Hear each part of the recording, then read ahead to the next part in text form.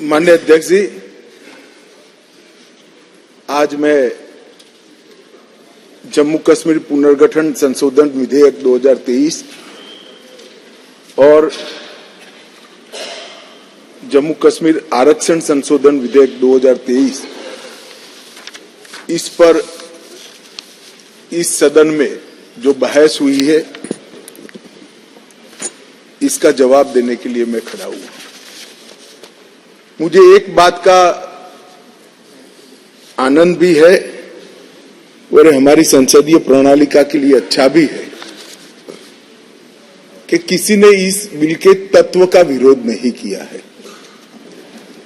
इस बिल के हार्द का विरोध नहीं किया।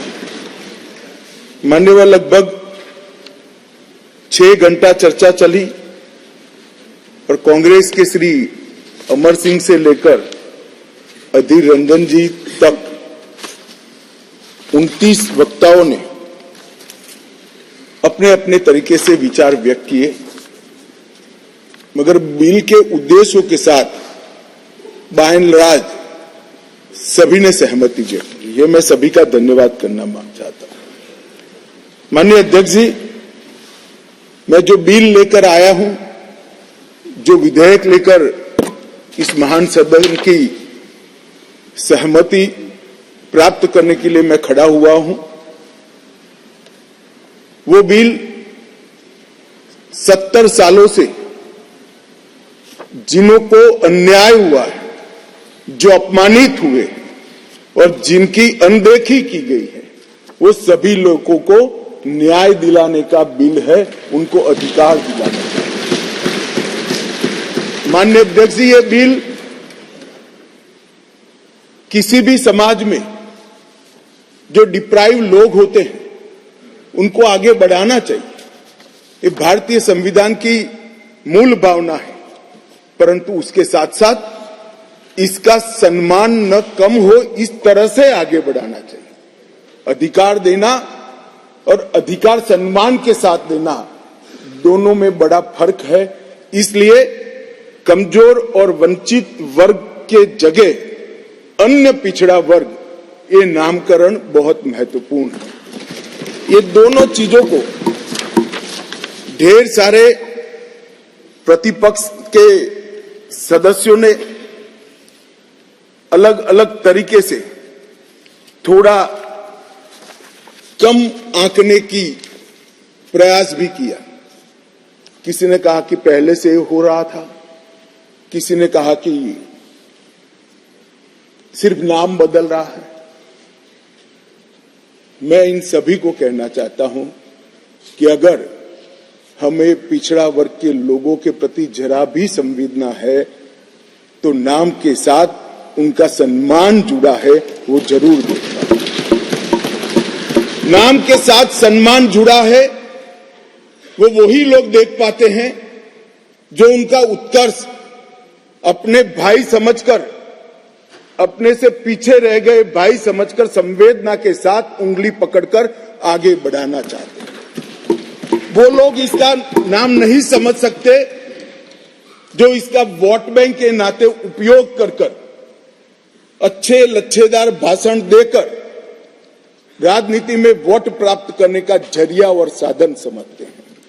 नरेंद्र मोदी जी ऐसे नेता हैं जो स्वयं एक गरीब से गरीब घर में जन्म लेकर आज देश के प्रधानमंत्री बने हैं। वो पिछड़ों का दर्द भी जानते हैं, वो गरीब का दर्द भी जानते हैं।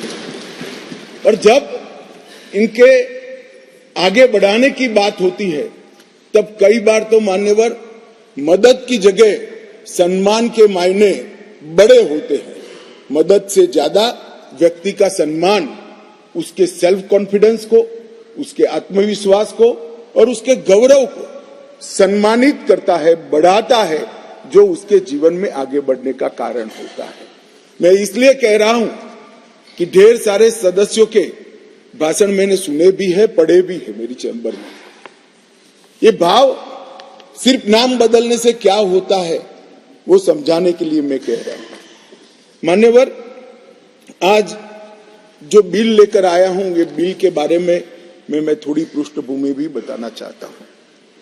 जम्मू कश्मीर में हम सब जानते हैं, जब महाराजा हरि सिंह जी ने भारतीय संघ के साथ इनके विलय का निर्णय किया, उस वक्त से लेकर अब तक कई सारे उतार चढ़ाव हुए।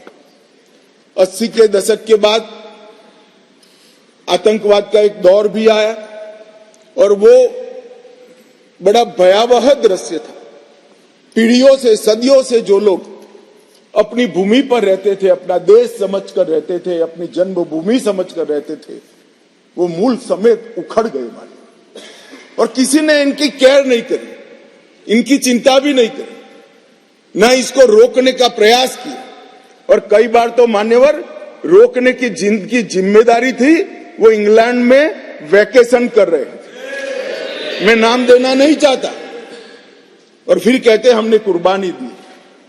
आपकी कुर्बानी आंख माथों पर अगर दी है तो, मगर सटीक काम और सटीक उपाय और शक्ति के साथ वोट बैंक की राजनीति के बगैर उस वक्त उसको आतंकवाद को उगता हुआ खत्म करते तो आज उनको अपना प्रदेश छोड़ने की जरूरत ही नहीं पड़ती, ना मुझे बिल लेकर आज सदन के सामने आना पड़ता।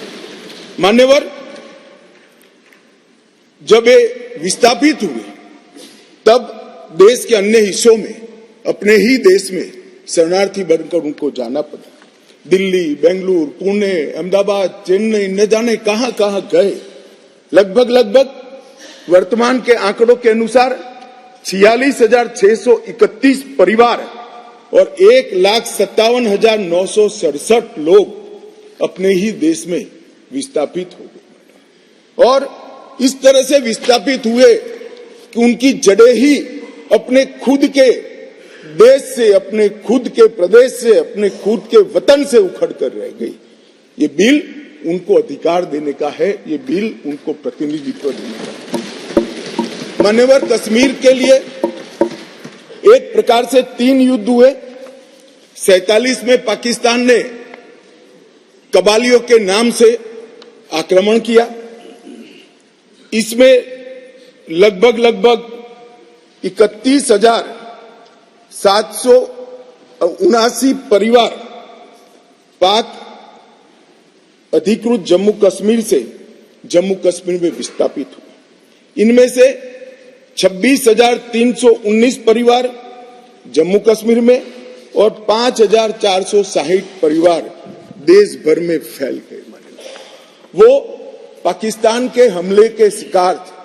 इसके अतिरिक्त 1965 और 1971 में भी युद्ध हुए, उसमें और 10,065 परिवार विस्थापित हुए और कुल मिलाकर 48, 65 और 71 ये तीनों युद्धों में मान्यवर 41,844 परिवार विस्थापित हुए। ये विस्थापितों की स्थिति के बारे में मैं बाद में बात करता हूं, परंतु ये बिल है वो उनको अधिकार देने का बिल है, ये बिल उनको प्रतिनिधित्व देने का बिल है। आज वो लोग ऐसी स्थिति में नहीं है कि वो चुनाव लड़कर वहां की असेंबली में बैठ पाए। जो कहते हैं क्या हुआ धारा 370, कहां हुआ 5 और 6 अगस्त 5 और 6 अगस्त 2019 में ये हुआ कि इनकी सालों से न सुनने वाली आवाज नरेंद्र मोदी जी ने सुनी और आज उनको अधिकार मिला। मान्यवर, जिस 5 और 6 अगस्त का बिल 2019 का कुछ लोगों को जूते में पड़े कंकर की तरह खटकता है, उनको मैं बताना चाहता हूं, इसी बिल का हिस्सा था न्यायिक डिलिमिटेशन। ये एक शब्द नहीं है, 2 शब्द जोड़कर बना है, क्योंकि पहले जो डिलिमिटेशन हुआ था वो इस तरह से था, एक कॉन्स्टिट्यूएंसी यहां बनी है और दूसरा ये वो कॉन्स्टिट्यूएंसी का हिस्सा 15 किलोमीटर दूर है। क्यों? क्योंकि मुझे चुनाव जीतना है। इस तरह से डिलिमिटेशन हुआ। ये डिलिमिटेशन के सामने मैंने जानबूझकर एज ए लेजिस्लेटर न्यायिक डिलिमिटेशन लिखा था, वो आज मैं सदन को बताऊं। डिलिमिटेशन कमीशन, डिलिमिटेशन और डिमार्केटेड असेंबलीज, ये लोकतंत्र का मूल जनप्रतिनिधि को चुनने की इकाई तय करने की प्रक्रिया है। असेंबली जो बनती है वहीं से मतदाता अपना प्रतिनिधि विधानसभा में भेजते हैं।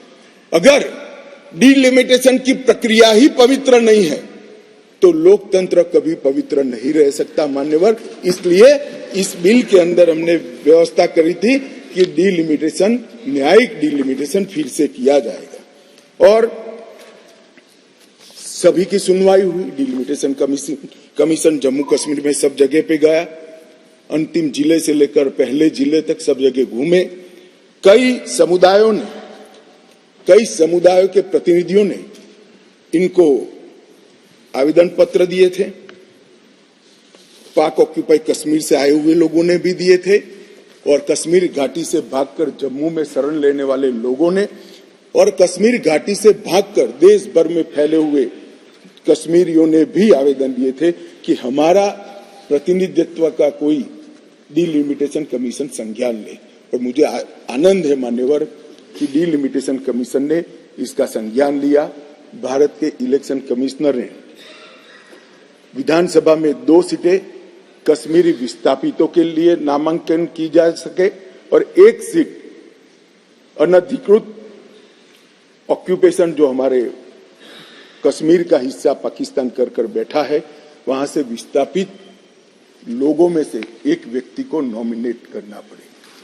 ये इसका हाथ। अब इसमें क्या है, पहले भी मिलता था ना, पहले नहीं मिलता था।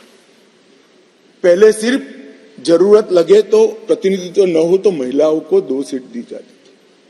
हमने 3 सीटें और अपॉइंट करने की डिलिमिटेशन कमीशन की जो सिफारिश है उसको बिल में परिवर्तन कर कानूनी जामा पहनाकर आज मैं इस महान सदन के सामने उपस्थित हुआ हूं। मान्यवर, इसमें से 2 सीटें कश्मीरी विस्थापितों के लिए होगी जो घाटी से विस्थापित हुए हैं और 1 सीट पाक ऑक्यूपाई जम्मू कश्मीर के विस्थापित व्यक्तियों के लिए नामित की जाएगी। इसमें से एक महिला होना जरूरी है।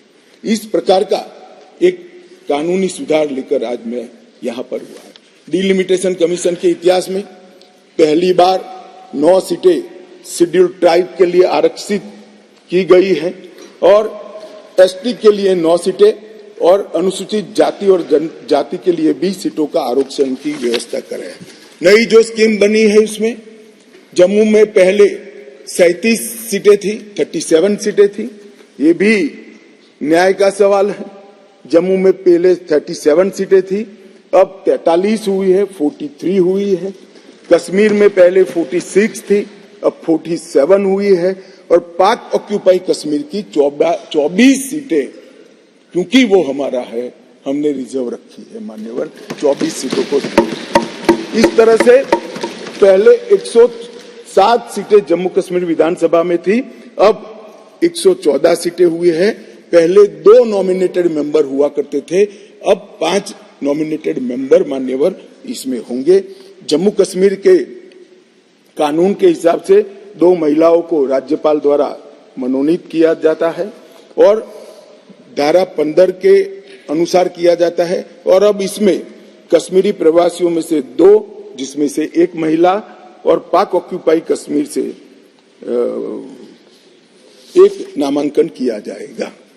मान्यवर, ये इसलिए संभव हुआ है कि 5 और 6 अगस्त को ये ऐतिहासिक बिल नरेंद्र भाई ने कैबिनेट में पारित किया और इस सदन ने इसको परमिशन दी, इसको मान्यता दी और धारा 370 चली गई। इसी का हिस्सा था ये डिलिमिटेशन कमीशन। मान्यवर, सुरक्षा का परिदृश्य में इस पर बाद में बात करूंगा। ढेर सारे सदस्यों ने इसकी चिंता भी व्यक्त की है, मैं भी चिंतित हूं, परंतु क्या हुआ है वो बताना ये मेरा फर्ज है क्योंकि एक और से रिकॉर्ड पर चीजें आ गई है तो मुझे जवाब तो जरूर उसका देना पड़ेगा। और आज जो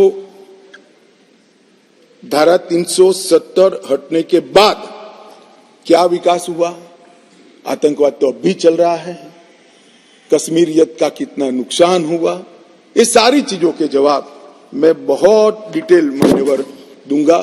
और ये दोनों जो संशोधन है वो संशोधन आने वाले दिनों में इतिहास इस सदन के इस प्रयास को और सदन के आशीर्वाद को हर कश्मीरी जो प्रताड़ित है वो याद रखेगा, हर कश्मीरी जो पिछड़ा है वो याद रखेगा कि नरेंद्र मोदी सरकार ने 70 साल से दर दर की ठोकरें खाने वाले भटकते हुए अपने ही देश के भाइयों बहनों को न्याय दिलाने के लिए उनको 2 सीटें का रिजर्वेशन दिया और अपना देश छोड़कर पाक ऑक्यूपाई कश्मीर से यहाँ शरणार्थी बने हुए लोगों को रिजर्वेशन दिया। और जो डिप्राइव थे उनको कमजोर लोग ऐसे अपमानित करने वाले शब्द की जगह पिछड़ा वर्ग का संवैधानिक शब्द इनके लिए रखकर आज ये बिल लगभग आए। इन्होंने क्या कहा, कई सदस्यों ने पूछा कि क्या हुआ है इनके लिए, विस्थापितों के लिए क्या हुआ है, रिजर्वेशन देने से क्या होगा।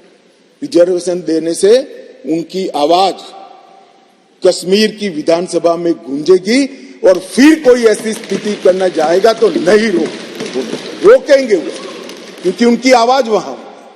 मान्यवर, इसके अलावे 5,675 कश्मीरी विस्थापित परिवार आज रोजगार पैकेज का फायदा उठा रहे हैं। ऐसे कर्मचारियों के लिए 6,000 फ्लैट बनाने का प्रोजेक्ट था जो नहीं समाप्त हुआ, 14 से शुरू हुआ, मगर अब राष्ट्रपति शासन डालने के बाद लगभग 880 फ्लैट्स बन गए हैं और उनको हैंडओवर करने की प्रक्रिया चालू है। इनकी ऑनलाइन शिकायत लेकर इसके निवारण का पोर्टल भी मान्यवर शुरू कर दिया गया है। और एक बहुत महत्वपूर्ण कानून, जो लोग कहते हैं, मैं कश्मीर के जो सांसद बैठे हैं उनको विशेष रूप से कहना चाहता हूं, क्या हुआ जो कहते हैं इनको बताना चाहता हूं। मान्यवर, जब आतंकवाद चालू हुआ, निशाना बनाकर सबको भगाना शुरू हुआ, घड़ियाली आंसू बहाने वाले तो मैंने बहुत देखे, शब्दों से अच्छे तरीके से सांत्वना देने वाले मैंने बहुत नेता देखे हैं, मगर नरेंद्र मोदी एकमात्र व्यक्ति ऐसा है जिन्होंने इनके आंसू साच अर्थ में पोंछने का काम किया। मान्यवर, उनकी पीड़ा का हम कल्पना नहीं कर सकते, जो करोड़ों रुपए का प्रॉपर्टी वहां छोड़कर जान बचाने के लिए कहीं बेंगलुरु, कहीं अहमदाबाद, कहीं दिल्ली, कहीं जम्मू में जाकर कैंप में रहे हैं, अपने स्तर से बहुत नीचे जीवन जी रहे हैं। इनकी पीड़ा की कल्पना हम नहीं कर सकते बाकी के देश के हिस्से में रहकर, मगर जब वहां से भागे वो, करोड़ों रुपए की संपत्ति किसी ने कब्जा ली। कब्जा लेने के बाद कहा कि अब तुझे कुछ नहीं मिलेगा, मैं जो देता हूं वो ले लो। औने पौने दाम में करोड़ों रुपए की संपत्ति एक प्रकार से छीन ली गई और प्रशासन चुपचाप बैठा, कोई कदम नहीं उठाए। और मान्यवर, हमने इसका रास्ता ढूंढा, नया कानून बनाया और वो रिट्रोस्पेक्टिव इफेक्ट से उनको वापस देने का काम भारतीय जनता पार्टी की नरेंद्र मोदी सरकार। ये पूछते हैं क्या हुआ था वो भी बताया और अब क्या हुआ वो भी बताया। और बहुत बोले हो, धैर्य रखना सुनने का, आज जरा धैर्य रखकर सुनना। और मेरा निवेदन है, जितने बैठे कम ही बैठे हैं, चले न जाए। मान्यवर,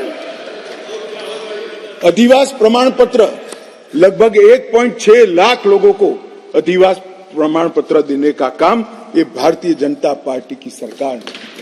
नरेंद्र मोदी जी के प्रधानमंत्री बनने के बाद प्रति व्यक्ति 3250 रुपया और अधिकतम सीमा परिवार में 13,000 रुपया कैश डॉल दिया जाता है इन लोगों को। प्रति व्यक्ति 9 किलो चावल, 2 किलो आटा और 1 किलो मासिक चीनी देने का काम हमारी सरकार करती है माननीय। और पाक ऑक्यूपाई कश्मीर से जो लोग आए थे उनको एक मुश्त 5.5 लाख रुपया एक साथ देने का काम ये नरेंद्र मोदी। जो लोग कहते थे कि क्या हुआ, आप तो मूल से ही कटे हो साहब। मूल के साथ संपर्क ही नहीं, कैसे मालूम पड़ेगा बदलाव क्या हुआ? इंग्लैंड में वैकेशन कर कर जम्मू कश्मीर के बदलाव का अनुभव नहीं कर सकते हो। मान्यवर, हमने दादा बैठो, दादा बैठो। आपको नहीं कह रहा हूं दादा बैठ जाइए, आप कहां कश्मीरी हो?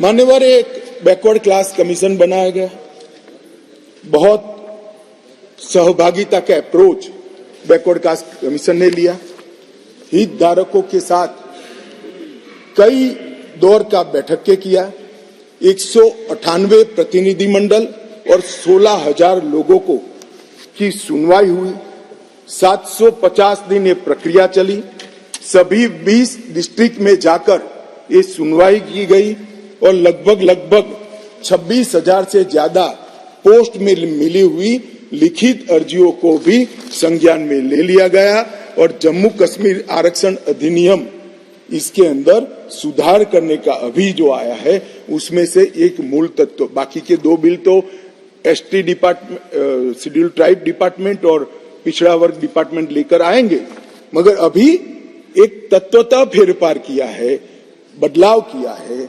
जो मसूदी साहब कहते थे कि पहले भी था, हाँ था, पहले था, परंतु कमजोर वर्गों के लिए था। इसकी जगह संवैधानिक नाम अन्य पिछड़ा वर्ग देकर उनका सम्मान करने का काम नरेंद्र मोदी जी। यहां कांग्रेस के ढेर सारे मित्र बैकवर्ड क्लास करते हैं। कुछ नेता होते हैं जिनको हाथ में कुछ लिखकर पकड़ा लो तो 6 महीने नया कागज ना आए तब वही बोलते रहे बैकवर्ड क्लासेस। भाई पहले आपका इतिहास तो देखो। मान्यवर, मैं ऐतिहासिक सत्य के साथ इस सदन के अंदर स्टेटमेंट करने में झिझक नहीं रहा हूं कि बैकवर्ड क्लास का सबसे बड़ा विरोध और बैकवर्ड क्लास को रोकने का काम कोई एक पार्टी ने किया है तो कांग्रेस पार्टी ने किया है। मान्यवर, आज मैं पूछना चाहता हूं सदन की पवित्र सदन के अंदर खड़े रहकर, पिछड़ा वर्ग आयोग को 70 साल से संवैधानिक मान्यता नहीं दी जाती थी। क्यों नहीं दी जाती थी? क्यों उनको सम्मान नहीं मिलता था? जबकि संविधान का मैंडेट था, मगर नहीं दिया गया। नरेंद्र मोदी जी ने इसको संवैधानिक मान्यता देने का। मैं आज पूछना चाहता हूं इस सदन के अंदर जो आम सभाओं में बैकवर्ड क्लास कर घूमते हैं, मैं फिर से कहता हूं उनको मालूम नहीं है इनकी पार्टी ने क्या किया है। किसने काका साहेब कालेकर कमीशन का रिपोर्ट रोक कर रखा, वो जवाब होना चाहिए। देश की जनता को मालूम पड़ना चाहिए। मंडल कमीशन के रिपोर्ट तक जब तक वो सत्ता के बाहर नहीं गए तब तक लागू नहीं हुआ और बाद में लागू हुआ भी तो विपक्ष के नेता ए नाते स्वर्गीय राजीव गांधी ने इसका विरोध किया। मान्यवर, विरोध। और आज वो बैकवर्ड क्लास की बात कर रहे हैं। मान्यवर, वो लोग बैकवर्ड क्लास की बात कर रहे हैं। कभी भी सेंट्रल एडमिशन स्कीम के अंदर बैकवर्ड क्लास को रिजर्वेशन देने का काम कांग्रेस पार्टी ने कभी भी नहीं किया। केवल और केवल नरेंद्र मोदी जी के नेतृत्व में भारतीय जनता पार्टी ने किया। सैनिक स्कूलों में भी दिया जाता है, नीट के अंदर भी दिया जाता है और सेंट्रल स्कूल्स के अंदर भी पिछड़ा वर्ग के बच्चों को सम्मान के साथ पढ़ने की व्यवस्था ये भारतीय जनता पार्टी की सरकार है। मान्यवर, अब आप इनको बिठा दीजिए।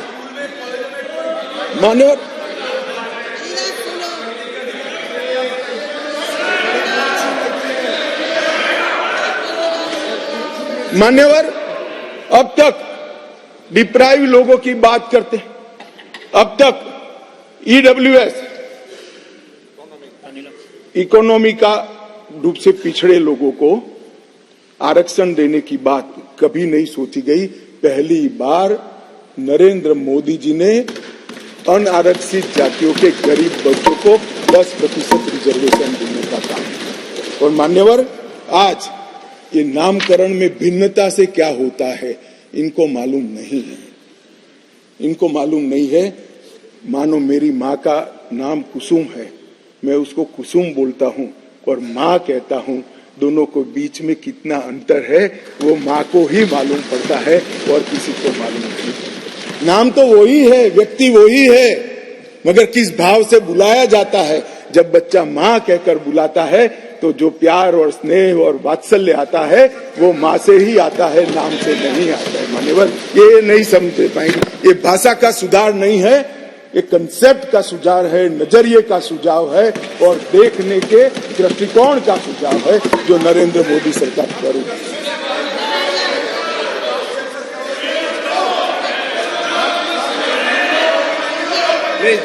प्लीज।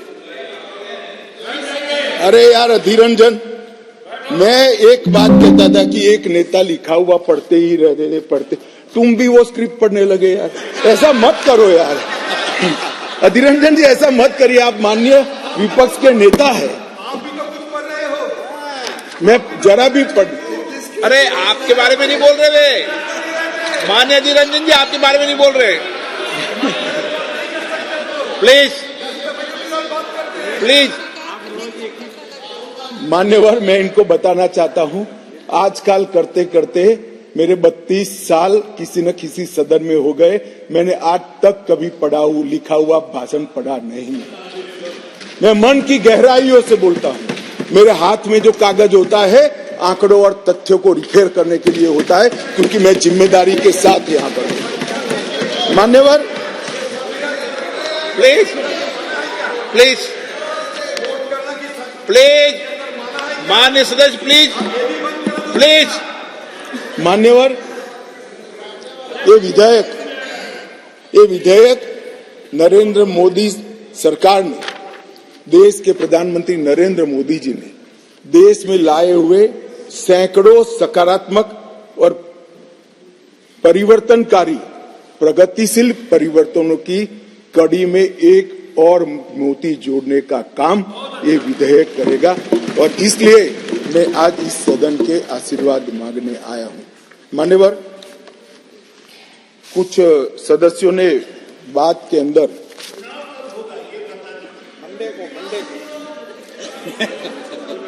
दादा धैर्य से सुनना पड़ेगा, अंत में बताऊंगा, तब तक आप टोके बगैर बैठे। मान्यवर, कुछ कानूनी और संवैधानिक मुद्दे खड़े कर पहले एक मॉरल बात लाए कि भाई जिस कानून के अंदर आप अमेंडमेंट लेकर आए हो वो कानून ही कोर्ट के सामने चैलेंज में है। मसूदी साहब तो हाई कोर्ट के जज रहे, विद्वान न्यायाधीश रहे हैं, अधिवक्ता अच्छे ही होंगे तभी तो जज बने होंगे। मैं उनको कहना चाहता हूं, धारा 370 भी काफी साल तक चैलेंज में रही, क्यों नहीं रोका उसको? जब चैलेंज में थी तो धारा 370 को क्यों नहीं रोका गया? और आज आपको कानून की मर्यादाएं याद आ रही है। फिर भी मैं स्पष्टता करना चाहता हूं, आपकी ही पिटीशन है, आप पिटीशनर हो। इस पर स्टे मांगा गया था, स्टे पर बहस हुई, न्यायाधीशों ने सुनवाई करके स्टे देने से इनकार किया। स्टे देने से इनकार किया। मैं बहुत रिस्पॉन्सिबिलिटी के साथ यहां बोल रहा हूं, कोई स्टे नहीं है।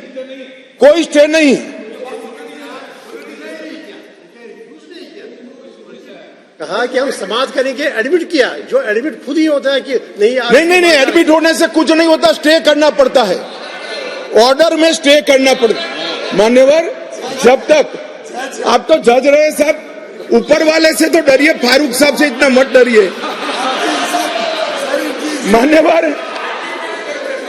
मान्यवर, पिटीशन एडमिट होने से किसी को डराता नहीं, फिर भी डरते हैं, बोलिए। मेरा काम डराना नहीं, आप लोगों का काम है डराना, हम डराते हैं। मान्यवर कहा है उसका जवाब मैं आपके बाद दूंगा। नहीं दे सकते आप, नियमों के अनुसार नहीं दे सकते। मान्यवर, जब कोई भी पिटीशन सुप्रीम कोर्ट के सामने जाता है, अगर सुप्रीम कोर्ट उसको स्टे नहीं देता है तो तब तक यथास्थिति बनती है, और यथास्थिति ये है कि राष्ट्रपति महोदय ने इसको कानून को बनाने का काम पूर्ण कर दिया है। ये यथास्थिति है। इसके लिए मैं इसके अंदर अमेंडमेंट लेकर किसी भी समय पर आ सकता हूं। और ये जो है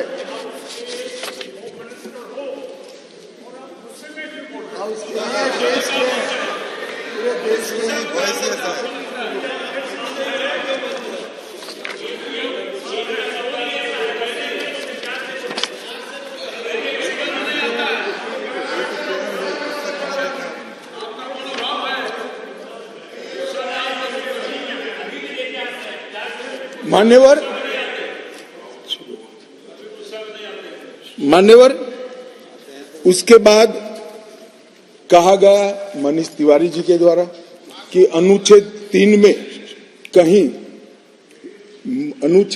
में कहीं पर भी यूटी का प्रावधान नहीं है।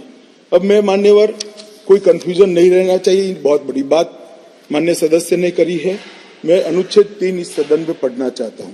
नए राज्यों का निर्माण और वर्तमान राज्यों के क्षेत्रों, सीमाओं या नामों में परिवर्तन, ये अनुच्छेद का मूल चीज है। इसके अंदर आगे किसी राज्य में उसका राज्य क्षेत्र अलग करने अथवा 2 या अधिक राज्यों को या राज्यों के भागों को मिलाकर अथवा किसी राज्य क्षेत्र को किसी राज्य के भाग के साथ मिलाकर नए राज्य का निर्माण देश की संसद कर पाएगी। अब इन्होंने कहा यूटी नहीं है, यूटी का इसमें प्रोविजन नहीं है, मगर शायद उन्होंने पूरा पढ़ा नहीं या जानबूझकर आगे उन्होंने सदन को बताया नहीं। इसी के नीचे आर्टिकल 3 के नीचे ही स्पष्टीकरण है। इस अनुच्छेद के खंड क से ड में, जिसमें सारी चीजें आता है, राज्य के अंतर्गत संघ राज्य क्षेत्र समाहित है। तो वहां पर राज्य मीन्स संघ राज्य क्षेत्र अपने आप हो जाता है। तो ये इनको मैं मनीष जी को थोड़ा स्पष्टता करना चाहता हूं कि इतना बड़ा गैरकानूनी काम कम से कम नरेंद्र मोदी सरकार नहीं कर सकती। ये कोई इंदिरा गांधी की सरकार नहीं है जो इस प्रकार के कानून लेकर आए। भाई अभी बहस नहीं हो सकती, बाद में मैं आपको सवाल, मैं बाद में आपको मौका दूंगा क्वेश्चन पूछने का। अभी बैठ जाइए, मैं बाद में आपको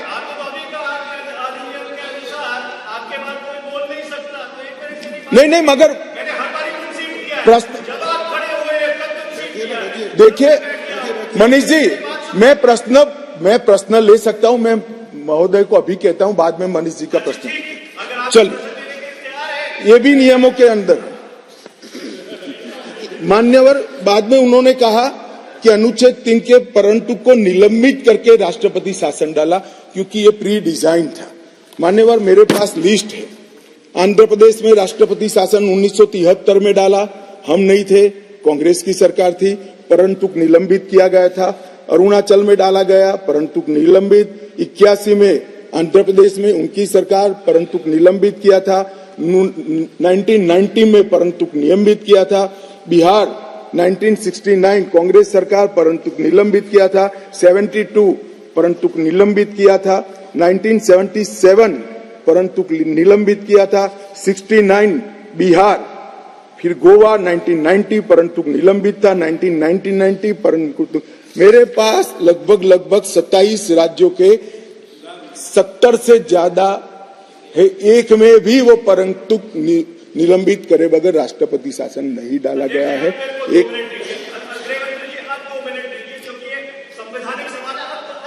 एक मिनट मानिए, ऐसे टाइम तो मैं दूंगा ना, प्लीज। मान्यवर मैंने कहा उनको मैं जवाब सवाल पूछने दूंगा, वो क्यों इतने विचलित हो रहे हैं? मेरे पास भी 7 प्रेसिडेंशियल नोटिफिकेशन, उन 6 प्रेसिडेंशियल नोटिफिकेशन की जो लैंग्वेज है वो एक है और जम्मू कश्मीर के प्रेसिडेंशियल नोटिफिकेशन की लैंग्वेज अलग है। मैं आपको अभी डेमोन्स्ट्रेट कर सकता हूं। मैं अभी पढ़ के सुनाता हूं। एक पर बहस ही नहीं है, लैंग्वेज क्या है? इस बहस इस पर है कि अनुच्छेद 3 के परंतु को, जिसमें असेंबली का पावर यहां पर आता है, उसको निलंबित किया गया है या नहीं किया? एक लिमिटेड क्वेश्चन पर हम है, कहां ये बात ही खड़ी होती है? नो माननीय अध्यक्ष जी, मुझे संरक्षण दीजिए, ऐसे नहीं हो सकता बिल का जवाब। जो बाकी प्रेसिडेंशियल नो माननीय गृह मंत्री जी, बड़ी जिम्मेवारी से कह रहा हूं, आपका रिकॉर्ड भी नहीं जा रहा है इससे। माननीय गृह मंत्री जी, मान्यवर, आप प्लीज मुझे व्यवस्था दीजिए, ऐसे बिल का जवाब नहीं दिया जा सकता, ऐसे महत्वपूर्ण बिल माननीय का। एक मिनट। नो माननीय, मैंने आपको कहा आपको सवाल पूछने का मौका दूंगा, प्लीज। माननीय गृह मंत्री जी,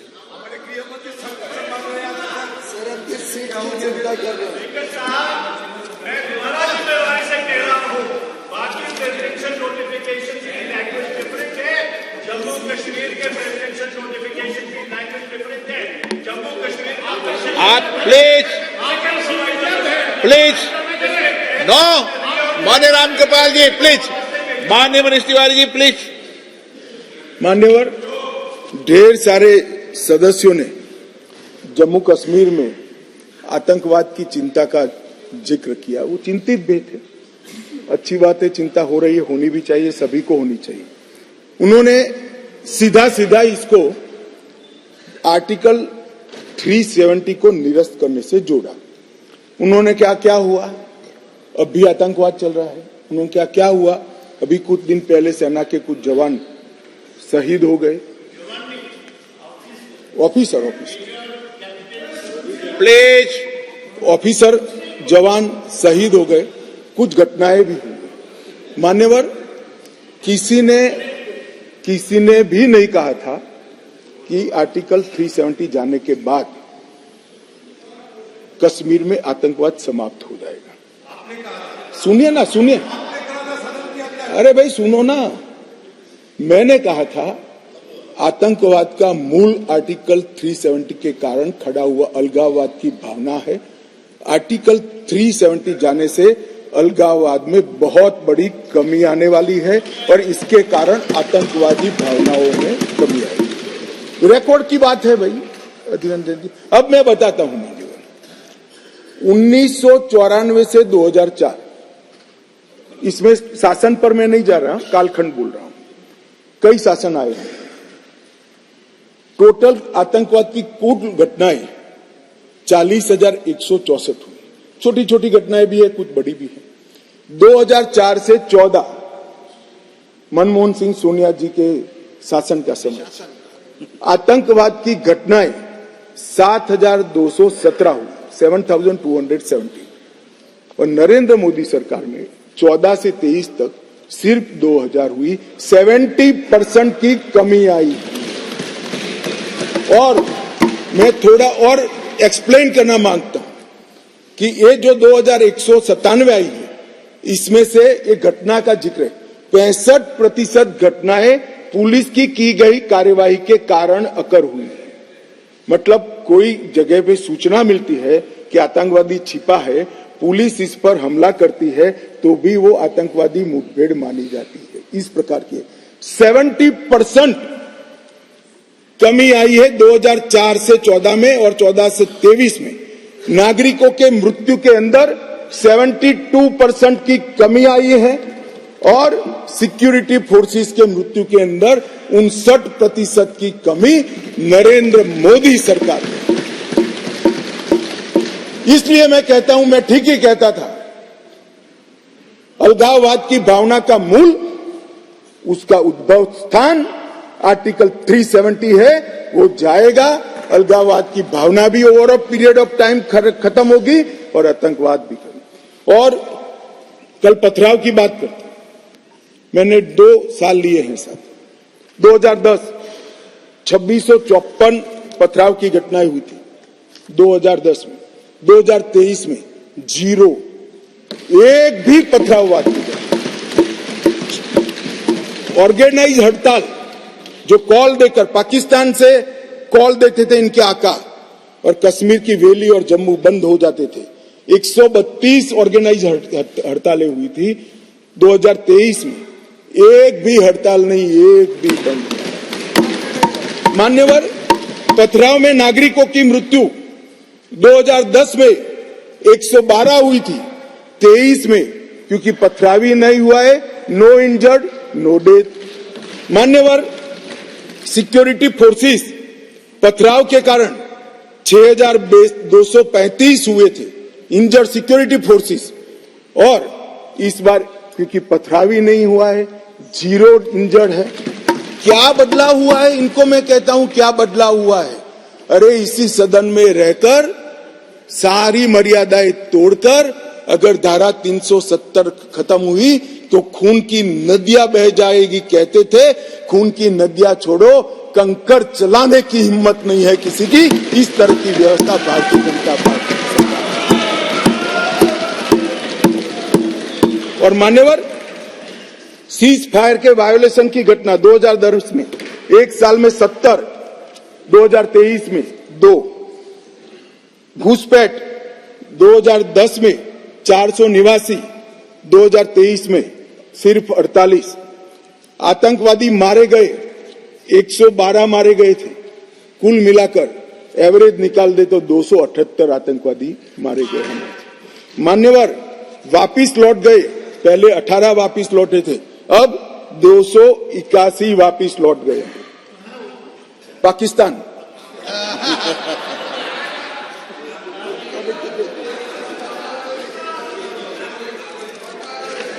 मान्यवर, और वो ऐसे ही नहीं हुआ है। जम्मू कश्मीर की लोगों की सुरक्षा और इनके जीवन की क्वालिटी सुधारने के लिए नरेंद्र मोदी जी के नेतृत्व में भाजपा सरकार ने अथक परिश्रम किया है। मान्यवर, गृह मंत्रालय हर माह यहां पर सिक्योरिटी रिव्यू करता है और हर 3 माह में मैं वहां जाकर सिक्योरिटी रिव्यू करता हूं। मान्यवर, एक 0 टेरर प्लान बनाया गया है जिसको हमने इम्प्लीमेंटेशन में लाया है। 3 साल से वो प्लान एक्शन में है। मुझे पूरा भरोसा है मान्यवर कि 24 के बाद फिर से मोदी जी आने वाले हैं। 26 आते आते 0 टेरर प्लान 100% इम्प्लीमेंट होगा। मान्यवर, इसके साथ साथ कंप्लीट एरिया डोमिनेशन का प्लान बनाया है, वो भी 2026 तक समाप्त हो जाएगा। और पहले सिर्फ टेररिस्टों को मारते थे, हमने इसकी इकोसिस्टम को खत्म किया है। इसके साथ साथ टेरर फाइनेंस पर इकोसिस्टम को खत्म करने के लिए केस किए। एनआईए ने 32 केस किए, जिसमें कुछ पार्टियां बड़ा अरण्य रुदन कर रही है, हाय तौबा कर रही है। क्यों केस हो रहे हैं? क्यों इसलिए केस हो रहे हैं कि पाकिस्तान से पैसा आ रहा है, ये परमिटेड नहीं है, ये नरेंद्र मोदी सरकार है, ये नहीं चाहिए।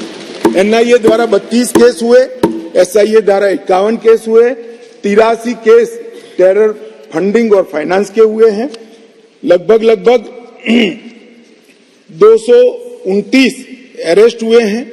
150 करोड़ की मूल्य की 57 प्रॉपर्टी को सीज कर नीलामी के लिए कोर्ट के सामने दस्तावेज रख दिए गए और 134 बैंक अकाउंट सील किए, जिसमें 122 करोड़ रुपया सीज हुआ है और 5.5 करोड़ रुपया कैश हुए। और मान्यवर कहते थे क्या फर्क पड़ा है? अब्दुल्ला साहब बैठे थे। अब्दुल्ला साहब, आप जब मुख्यमंत्री पद छोड़े तब से लेकर मोदी जी प्रधानमंत्री बने तब तक 19 तक जम्मू कश्मीर में थिएटर नहीं चलते थे। पूरे देश को मालूम ही नहीं है, जम्मू कश्मीर में थिएटर नहीं चलते थे। धारा 370 खत्म होने के बाद 2021 में जम्मू कश्मीर में पहला थिएटर शुरू हुआ। 30 साल के बाद क्या परिवर्तन हुआ है पूछते हैं, इसलिए मैं कह रहा हूं कि ये परिवर्तन हुआ है। श्रीनगर में एक मल्टीप्लेक्स बना, पुलवामा, शोपिया, बारामूला, हंदवाड़ा 4 नए थिएटर खुले। 100 से अधिक फिल्मों की शूटिंग शुरू हो गई। जो फारूक साहब ने अंतिम देखा होगा, बाद में नहीं देखा होगा किसी ने, अब शूटिंग शुरू हो गई है। और लगभग 100 मूवी थिएटरों के लिए बैंक लोन के प्रस्ताव आज बैंक में पेंडिंग। ये मान्यवर इंडिकेटर है, थिएटर खोलने की स्थिति ही नहीं थी। क्यों बंद करने पड़े थे मुझे बताओ ना। ऐसा तो है नहीं कि जम्मू कश्मीर में कोई थिएटर पिक्चर देखना नहीं चाहता है, आराम से देखे जाते थे, मगर बंद करने पड़े थे। मान्यवर, लगभग कहते थे कि क्या हुआ था कि 370 खत्म करना पड़ा। 45,000 लोगों की मृत्यु हुई है। और मैं मानता हूं ये 45,000 लोगों की मृत्यु की जिम्मेदार ये धारा 370 थी जो नरेंद्र मोदी ने उखाड़ कर फेंक दिया। मान्यवर, ढेर सारे परिवर्तन जो पूछते हैं क्या हुआ क्या हुआ क्या हुआ, मैं इसका जवाब देने के लिए खड़ा हूं। मान्यवर, जम्मू कश्मीर और लद्दाख को पहले एक अलग संविधान, अलग ध्वज और एक जमाने में अलग राजधानी, दो राजधानियां हुआ करती थी। श्यामा प्रसाद मुखर्जी ने जिस देश के लिए जान दी थी, कुछ सदस्यों ने इसको पॉलिटिकल नारा कहा। ये पॉलिटिकल नारा नहीं है, ये देश की इच्छा थी। इस देश में 2 संविधान न हो, 2 प्रधानमंत्री न हो और 2 झंडे न हो। देश का झंडा, देश का निशान एक ही होना चाहिए, एक ही निशान के तले पूरा देश है। और कुछ सदस्यों ने कहा हमसे वादा किया गया था, हमसे वादा किया गया था। वादा किससे किया था? अंग्रेजों ने जो स्कीम बनाई थी आजादी के वक्त, कांग्रेस ने जिस स्कीम को अप्रूव किया उसमें पूरा अधिकार महाराजा का था। देश भर में कहीं तो पब्लिक को नहीं पूछा गया, क्यों जम्मू कश्मीर में पूछना? और मैं वादे की भी बात करता हूं। चलो मान लेते हैं हमारे संविधान निर्माताओं ने वादा किया था, मगर आप आधा अधूरा पढ़ते हो इसलिए कंफ्यूजन होता है। इसके अंदर आर्टिकल 370 के अंदर ऊपर टेम्पररी प्रोविजन लिखा गया है। टेम्पररी का मतलब क्या होता है? आजीवन अधिकार हो गया ना जी। कब का जाना चाहिए था, हिम्मत नहीं थी, नरेंद्र मोदी जी ने हिम्मत करी और धारा 370 को समाप्त। कोई वादा खिलाफी नहीं है।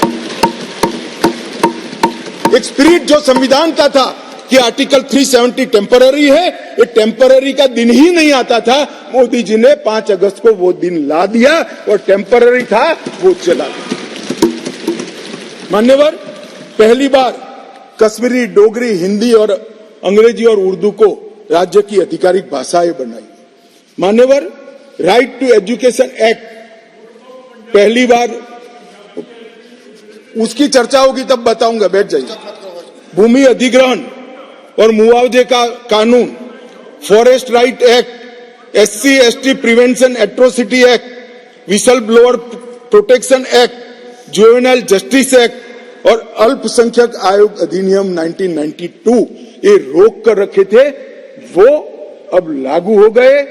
असेंबली वहां की 6 साल की बनाकर रखी थी, अब वो भी 5 साल की हो गई। और बड़े बदलाव हुए। मान्यवर, मैं आज कहना चाहता हूं, हम भी गए थे लाल चौक पर तिरंगा फहराने के लिए, रोक दिया था मोदी जी और हमारे उस वक्त के अध्यक्ष मुरली मनोहर जी गए और लाल चौक में तिरंगा फहराया था। मान्यवर, तिरंगा फहराने के लिए जद्दोजहद करनी पड़ती थी। आज हर घर तिरंगा, घाटी का एक भी घर ऐसा नहीं था जहां पर तिरंगा न फहरा।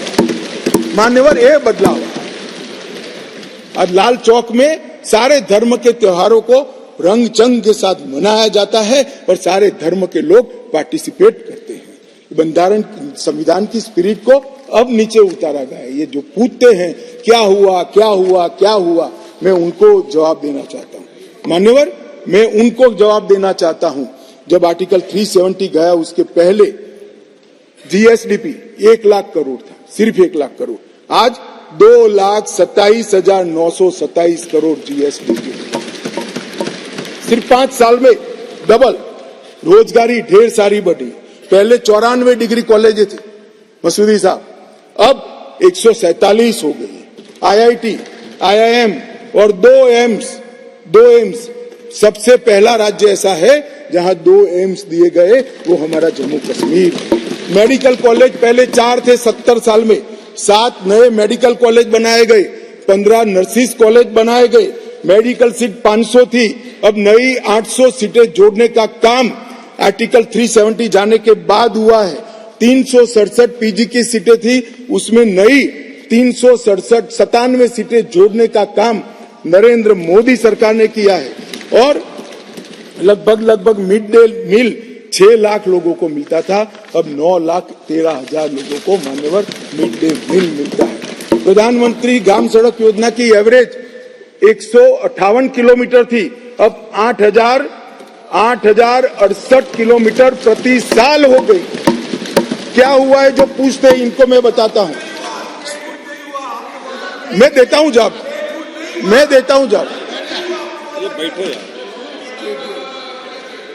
मान्यवर, स्मार्ट सिटी मिशन पहले था ही नहीं, अब 173 काम हुए हैं। प्रधानमंत्री आवास योजना में 70 साल में 24,000 घर दिए गए थे। ये 5 साल में 1,45,000 लोगों को घर देने का काम नरेंद्र मोदी सरकार। 75 साल में 4 पीढ़ियों ने 7,82,000 लोगों को पीने का पानी पहुंचा चुके थे। अब नए 13 लाख परिवारों को पीने का पानी पहुंचाने का काम नरेंद्र मोदी सरकार ने किया। मान्यवर, शिशु मृत्यु दर 22 थी, वो कम होकर 14.30 पर लाने का काम नरेंद्र मोदी सरकार ने किया है। और लगभग 47 जन औषधि केंद्र थे, इसकी जगह 227 जन औषधि केंद्रों पर आज सस्ती दवाइयां वहां पर 5 साल में मिल रही। मान्यवर, स्पोर्ट्स में युवाओं की भागीदारी 2 लाख से बढ़कर 60 लाख तक पहुंची है, क्योंकि अब खेल हो सकते हैं। मान्यवर, पेंशन के लाभार्थी में 6 लाख से 10 लाख तक पहुंचे हैं। ये सारा परिवर्तन केवल और केवल नरेंद्र मोदी सरकार ने आर्टिकल 370 जाने के बाद किया है। और जो राष्ट्रपति शासन को क्रिटिसाइज करते हैं उनको मैं बताता हूं, हम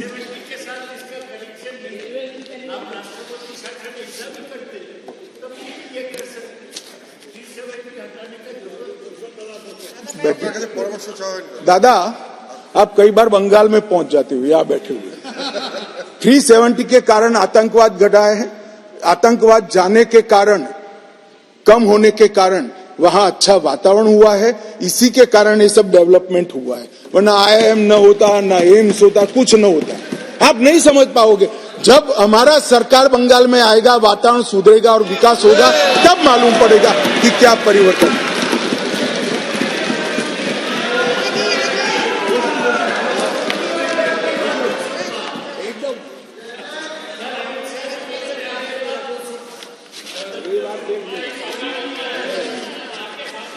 मान्यवर, प्रेमचंद्रन जी ने यहां से किसी सदस्य ने कहा, एक शब्द प्रयोग पर बहुत बड़ी आपत्ति की।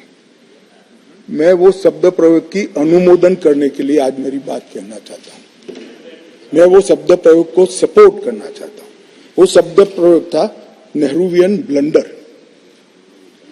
नेहरू के समय में जो ब्लंडर हुआ था, इसके कारण कश्मीर को भुगतना पड़ा। मैं मान्यवर इस सदन में खड़ा रहकर आपके आसन के सामने जिम्मेदारी के साथ कहता हूं कि 2 बड़ी गलतियां जो पंडित जवाहरलाल नेहरू के प्रधानमंत्री काल में हुई, उनके लिए गए निर्णयों से हुई। इसके कारण सालों तक कश्मीर ने सहन करना पड़ा। एक सबसे बड़ी गलती, जब हमारी सेना जीत रही थी, पंजाब का एरिया आते ही सीज फायर कर दिया गया और पाक ऑक्यूपाई कश्मीर का जन्म हुआ। अगर सीज फायर 3 दिन लेट होता तो पाक ऑक्यूपाई कश्मीर आज भारत का हिस्सा।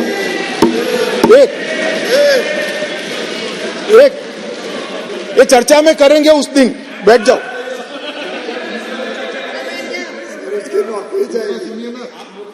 चर्चा है ना पूरा दिन। मान्यवर, और दूसरा,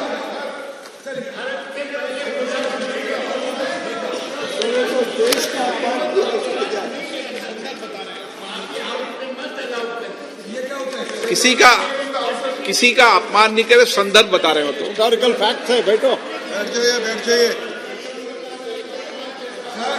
उस समय हमारे देश में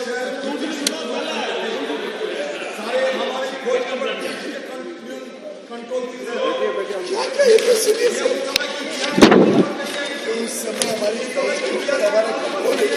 नहीं तो आपको कैसे मालूम हुआ इस वक्त का? मान्यवर, अभी तो एक ही का है, दूसरा तो सुने। उसका कंट्रोल नहीं था। बैठ जाओ। मेरा जन्म नहीं हुआ था।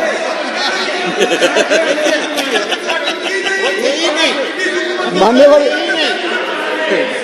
अमित भाई नहीं थे।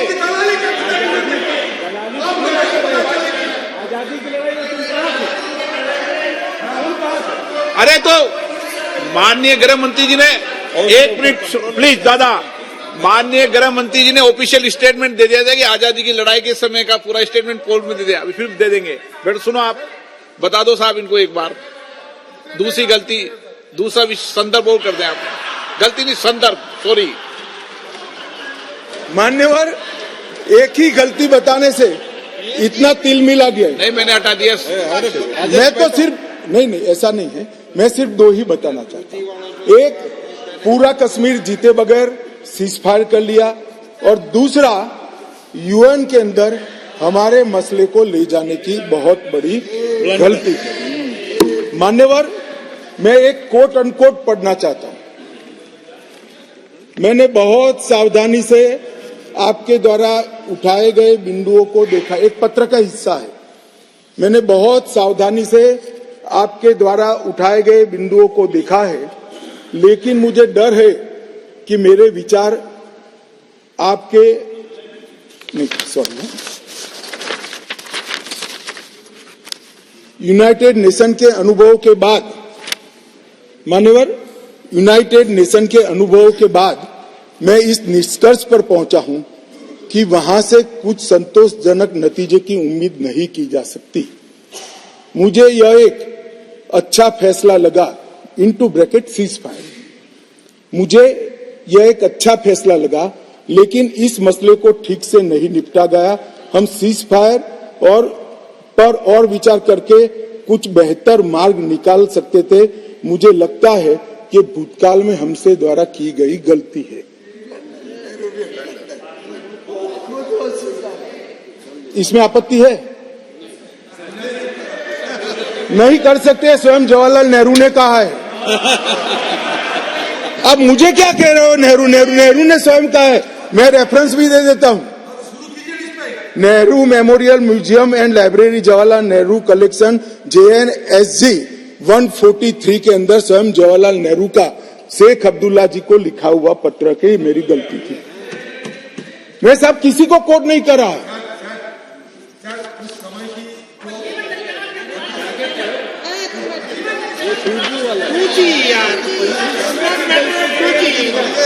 ये कम्युनिकेशन का मसला नहीं है।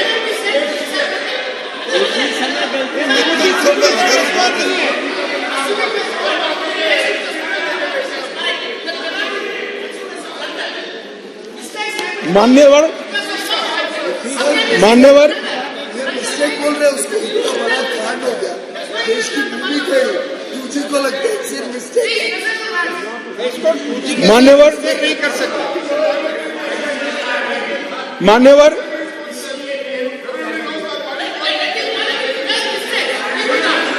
सर ये सोचिए, भूमि चली गई, ये मिस्टेक बोलता है, ब्लंडर। मान्यवर,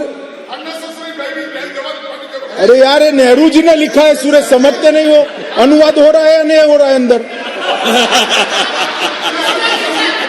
ये नेहरू जी ने कहा है, मैंने नहीं कहा है। माने, मैं तो नेहरू जी का कोट पढ़ रहा हूं, क्यों गुस्से हो रहे हैं मुझ पर? गुस्सा होना है तो नेहरू जी पर होना चाहिए। ये उनका कोट है, मुझ पर गुस्से हो रहे हैं। मेरी तो समझ में ही नहीं आता है।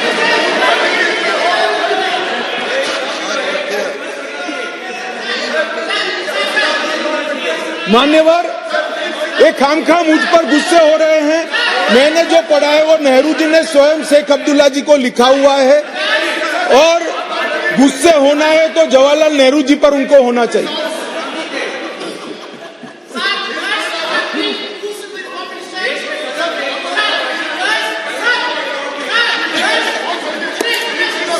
क्या हो रहा है इधर क्या हो रहा है? बैठिए प्लीज, बैठिए प्लीज, आप भी बैठिए, आप भी बैठिए, आप भी बैठिए। माननीय गृह मंत्री जी,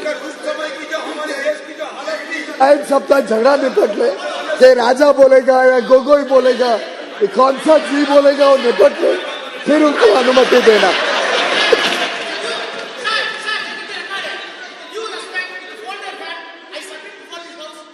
Home Minister, the words which are being used as against Nehru by the Home Minister are not at all matching to the stature of Home Minister.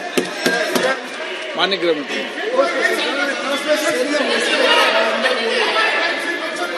Okay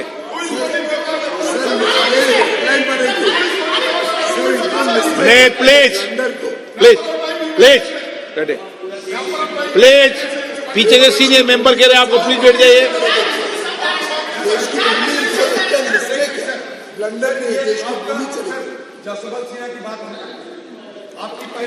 अरे आपने बोल लिया था ना दक्षिणा जी का विषय ऐसे नहीं होता है जवाब आपने बोल लिया था प्लीज अरे आपने कोट किया है बैठो अभी माननीय गृह मंत्री जी आपका रिकॉर्ड में जा रहा बाकी रिकॉर्ड में जा रहा मान्यवर उस वक्त जब यूएन में मामला भेजना था तब भी निर्णय बहुत आनंद फानंद में लिया गया मामले को संयुक्त राष्ट्र चार्टर के अनुच्छेद 35 की जगह 51 के तहत ले जाना चाहिए था मेरा तो मत है ले जाना ही नहीं चाहिए मगर ले जाना था तो 51 के तहत ले जाना चाहिए था इसकी जगह 35 पर ले गए वो भी कई लोगों ने रिकॉर्ड पर सलाह देने के बावजूद भी निर्णय कर दिया गया कि अनुच्छेद 35 के तहत ले जाएंगे और कुछ लोगों को मेरी भाषा मैं क्या कर सकता हूं मैं तो इस देश की भाषा बोलता हूं मतलब इस देश की भाषा तमिल भी है हिंदी भी है बंगाली भी है मराठी भी है तेलुगु भी है कन्नड़ भी है तो गुजराती भी कोई बोल सकता है आप तमिल में भी बोल सकते हो मगर मैं हिंदी में बोलता हूं आप अनुवाद ध्यान से सुनते नहीं हो मैंने जो कुछ पढ़ा वो जवाहरलाल नेहरू जी ने लिखा है और नेहरू जी ने उसको थोड़ा कम कर किया है कि ये मेरी मिस्टेक थी मिस्टेक नहीं थी ब्लंडर था इस देश की इतनी जमीन चली गई इस देश की इतनी भूमि चली गई वो ब्लंडर था ऐतिहासिक ब्लंडर था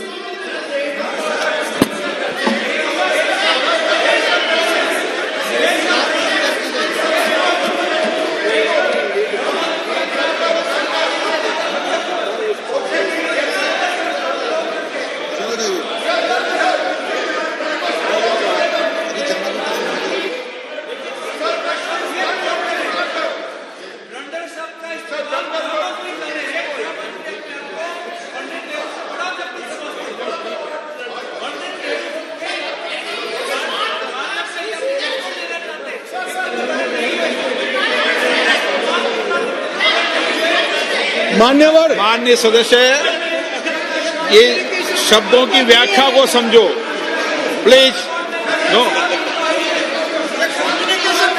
प्लीज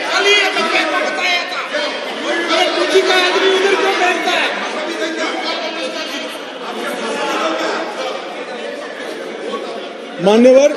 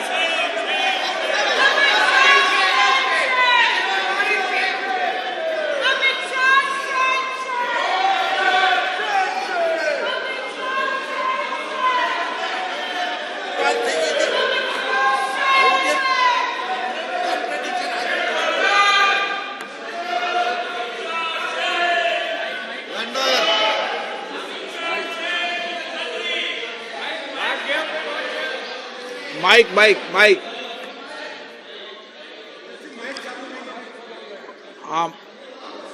आप बोलिए। और एक क्षेत्र में ब्लंडर का शब्द का प्रयोग किया गया है, वो भी जवाहरलाल नेहरू जी के क्षेत्र में, वो है हिमालयन ब्लंडर। इसके बारे में भी गृह मंत्री जी थोड़ी बात बोल सकते हैं। ब्लंडर से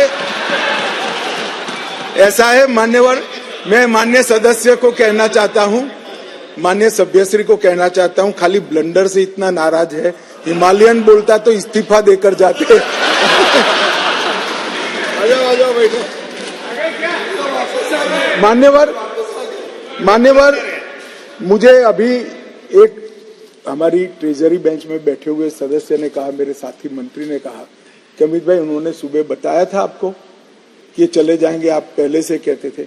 मुझे कोई बताया नहीं, मेरे ऐसी बातचीत ऑफ द रिकॉर्ड कभी होती है, परंतु मैं जानता हूं कि पिछड़ा वर्ग की जब जब बात आती है कांग्रेस कभी सहयोग नहीं करेगी, छोड़कर। इसलिए मुझे यहां तक विश्वास था कि पिछड़ा वर्ग को सम्मान देने की बात में कांग्रेस वोट दे ही नहीं सकती, देने की ना उनको परमिशन है, ना उनको मैंडेट है, ना उनको इच्छा है, इसलिए वो चलेगी। माननीय प्रधानमंत्री जी ने 2014 में 80,000 करोड़ की लागत से 63 परियोजना जो अब तक 70 साल तक कश्मीर को इग्नोर किया गया और समग्रता से कश्मीर के विकास के लिए बिजली, इंफ्रास्ट्रक्चर के प्रोजेक्ट, इरिगेशन, एजुकेशन, मेडिकल सुविधाएं, ये सभी चीजों को समाहित करती हुई 63 परियोजना 80,000 करोड़ की लागत से बनाई।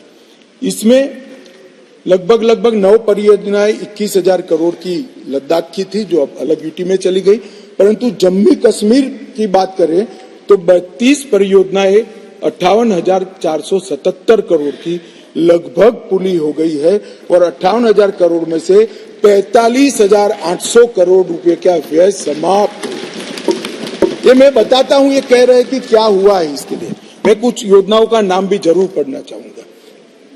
5,000 मेगावाट के लक्ष्य रखकर 4,287 करोड़ की 642 मेगावाट की कीरू हाइड्रो परियोजना, क्वार हाइड्रो परियोजना 540 मेगावाट 5,000 करोड़, रतले हाइड्रो परियोजना 5,200 करोड़ 850 मेगावाट, 8,112 करोड़ की 1,000 मेगावाट की सोपाक दल दूल हाइड्रो परियोजना, सावलकोट हाइड्रो परियोजना 1,856 मेगावाट की 2,300 करोड़ की और शाहपुर कंडी बांध सिंचाई और बिजली परियोजना 2,793 करोड़ की। सिर्फ जल विद्युत के अंदर इतना सारा पैसा ये 10 साल के अंदर इन्वेस्ट हुआ है और पहली बार सौर ऊर्जा 1600 मेगावाट की प्राप्त करने के लिए भी प्रोजेक्ट वहां पर डाला गया है। 38 ग्रिड स्टेशनों का निर्माण हुआ, 467 किलोमीटर नई ट्रांसमिशन की लाइनें बिछाई गई, 266 उप स्टेशनों को बनाया गया और 11,000 सर्किट किलोमीटर की एचटी और लोड एलटी लाइनों को बिछाने का काम नरेंद्र मोदी सरकार ने किया है। सिंचाई का जहां तक सवाल है 62 करोड़ की रावी नहर योजना पूरी कर ली गई, 45 करोड़ का टसर चलन 3 त्राल सिंचाई योजना का पूरा किया गया। झेलम और सहायक नदियों के बाढ़ प्रबंधन के लिए 399 करोड़ के तीसरे चरण का काम पूरा हो गया, 1632 करोड़ का दूसरे चरण का काम चल रहा है और चरण 1 का काम पूरा होकर 31,800 क्यूसेक से बढ़कर 41,000 क्यूसेक की परिवहन की क्षमता आज परिवहन कर रही है। शाहपुर कंडी बांध परियोजना भी पूरी हो गई है। जम्मू प्रांत की प्रमुख नहरों से 3 पीढ़ियों से गाद नहीं निकाली गई थी, 59 दिन में ही राष्ट्रपति शासन लगने के बाद गाद निकालने का काम 70 साल के बाद पूरा हुआ है। रेल नेटवर्क का विस्तार हुआ है, 3,127 करोड़ रुपए की अनुमानित लागत से 8.45 करोड़ की लंबी विंड ट्यूब काजीकुंड बनिहाल सुरंग का निर्माण हो गया है और लगभग 8,000 किलोमीटर नए रोड ग्रामीण सड़क योजना के बनाए। जम्मू कश्मीर के 10 शिल्प को जीआई टैग मिला, डोडा का गुच्छी मशरूम भी जीआई टैग मिला RS पूरा के बासमती चावल को जैविक प्रमाण पत्र जारी किया गया और समग्र कृषि विकास के लिए 5013 करोड़ की योजना की गई। पूरे देश में सिर्फ गरीब व्यक्तियों को 5 लाख तक का स्वास्थ्य का पूरा खर्चा सरकार उठाती है साहब, पूरे देश में सिर्फ गरीबों का उठाती है। जम्मू कश्मीर में सभी व्यक्तियों का 5 लाख तक का पूरा खर्चा आज सरकार उठाती है। हमने बहुत रुजुता के साथ, बहुत संवेदनशीलता के साथ जम्मू कश्मीर को संभालने का कहा है।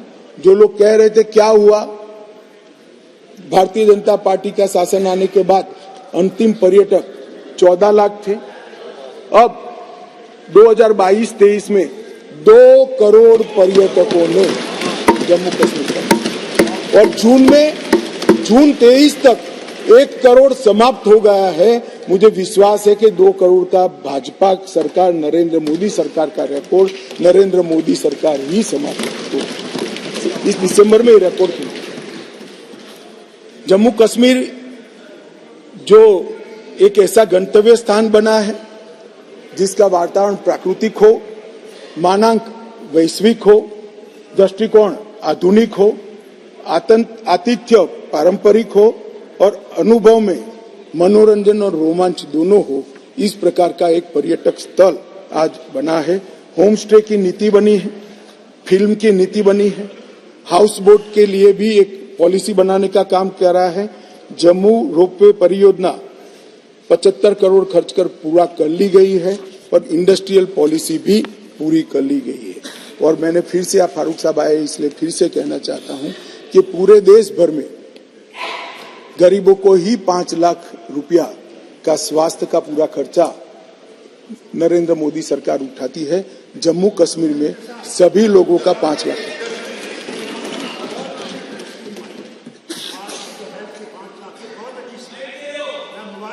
धन्यवाद।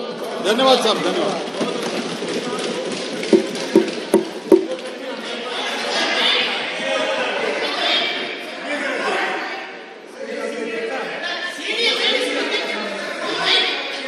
अरे राजा एक टेली कम्युनिकेशन का नहीं है यार, कश्मीर का है, काहे को खड़े हो जाते हो?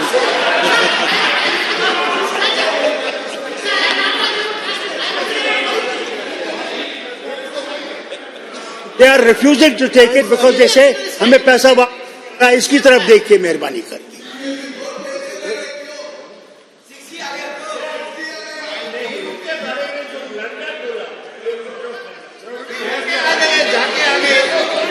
मान्यवर बैठिए दादा, आपके जाने के बाद एक मान्य सदस्य खड़े हुए, उन्होंने कहा इसके लिए ब्लंडर नहीं हिमालयन ब्लंडर भी शब्द प्रयोग किया गया। मान्यवर अंत